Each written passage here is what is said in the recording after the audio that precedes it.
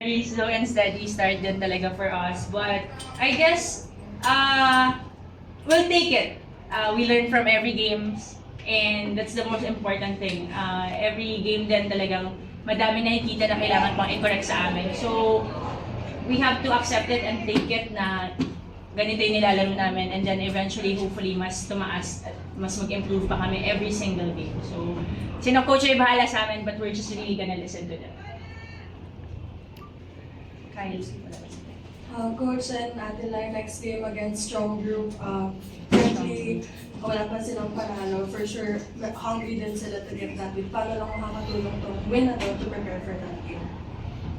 Siyempre yung moral ng team lalong tumataas kasi medyo contigious yung games. Pero magpe-prepare kami. Yeah. Kasi sa training, kahit wala kaming kalaban, nagpe-prepare naman kami. Yes.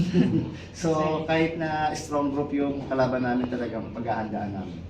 Focus muna kami sa kanila. Yes. Yes, one game at a time, definitely.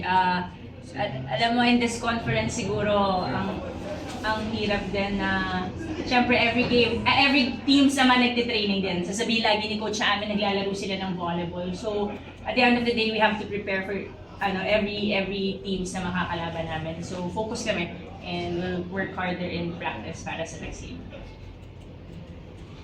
Thank you, Coach. Based sa performance kanina, okay naman. Yung third set, medyo malaking score. Okay naman. At least hindi masyado nagpabaya dun sa mga basic skills na ginagawa namin palagi. We're very happy sa performance niya and we're very proud of everyone who played today. But, yun, sinasabi din sa amin ng coach, we can't be parang too complacent din talaga. Most especially kahit galleries, yung kalaban din namin, kailangan may respect and andun pa rin yung aggressiveness namin. And yung madami pa rin nakitang lapses in today's game, so si coach yung bahala sa amin. Thank you, the first. Okay yung rotation. Actually, every game naman kahit sino yung kalaban, pwedeng maging rotation yung namin, yung team namin. So, ngayon naman, sabi naman namin mag-perform ng maganda.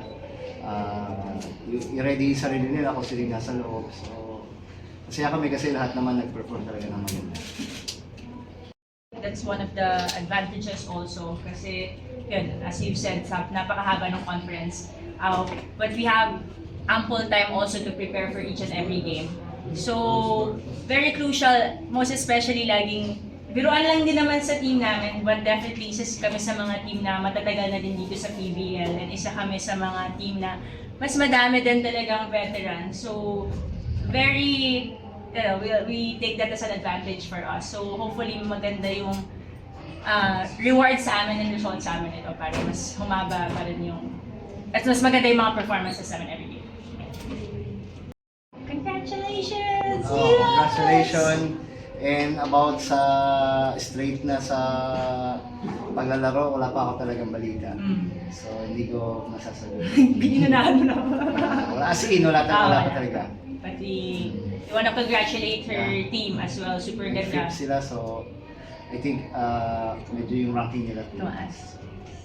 wala pa talaga eh.